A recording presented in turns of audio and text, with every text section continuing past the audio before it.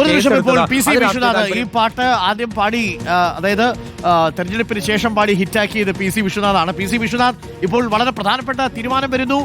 ഈ പാരടിപ്പാട്ടിൽ, പോറ്റിപ്പാട്ടിൽ കേസില്ല എന്നുള്ളതാണ്. വൈകി ഉദിച്ച വിവേകം എന്ന് പറയാമോ?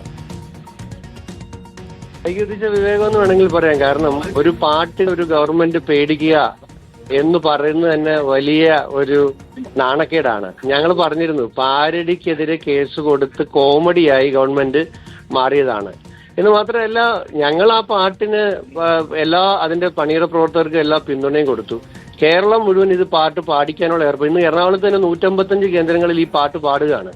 APCC, DCC എല്ലാം ജനങ്ങളോട് പറഞ്ഞിട്ട്. കാരണം ഒരു പാട്ടിന് ഒരു ഗവൺമെന്റ് പേടിക്കുക എന്ന് പറഞ്ഞാല് ആവിഷ്കാര സ്വാതന്ത്ര്യം എന്നൊക്കെ പറഞ്ഞ് വലിയ മുദ്രാവാക്യം ഒഴുക്കുന്ന ആളുകളല്ലേ. അപ്പോൾ ഒരു ഗവൺമെന്റ് ഇലക്ഷൻ കഴിഞ്ഞപ്പോൾ അവർ ബാലൻസ് പോയതാണ്. ആരും ഉപദേശിച്ച ബുദ്ധിയാണെന്ന് അറിയില്ല, പക്ഷേ വിനാശകാലേ വിപരീത ബുദ്ധിയായിരുന്നു. എന്തായാലും ഇപ്പൊ പിന്നോട്ട് പോകാൻ സർക്കാർ തീരുമാനിച്ചിട്ടുണ്ടെങ്കിൽ അത്രയും നല്ലത് എന്നാണ് അതിനെക്കുറിച്ച് ഞങ്ങൾക്ക് പറയാനുള്ളത്. പി സി, ഇനി ഇതിന് രണ്ടാം ഘട്ടം ഉണ്ടാവുമോ ഈ പാട്ടിന്? ഇനി ഇതുപോലെ ഇപ്പൊ ഈ പാട്ടിന് തന്നെ എത്ര ട്യൂണിലുള്ള ഇതേ ലിറിക്സിൽ ഇപ്പൊ ഒരുപാട് ട്യൂണിൽ ഈ പാട്ട് വന്നുകൊണ്ടിരിക്കുകയാണ്. യഥാർത്ഥത്തിൽ കേസ് എടുത്തത് വഴി കൂടുതൽ പ്രചാരം ഈ പാട്ടിന് കൊടുക്കുകയാണ് ഗവൺമെന്റ് ചെയ്തത്. അപ്പൊ ഇപ്പോഴെങ്കിലും അവരത് തിരിച്ചറിഞ്ഞിട്ടുണ്ടാകുമായിരിക്കും. പാട്ടിനി ഉണ്ടാവും. Okay, thank you P C, thank U.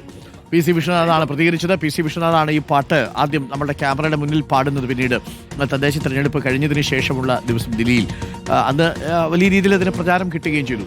Case എടുത്തില്ലായിരുന്നെങ്കിൽ 10 പേര് കുറച്ചേ കേൾക്കത്തുള്ളായിരുന്നു. ഇപ്പം കേസ് എടുത്തത് വഴി 10-40 പേര് കൂടെ അധികം പറഞ്ഞിട്ടുള്ളത് എന്നുള്ളതാണ്.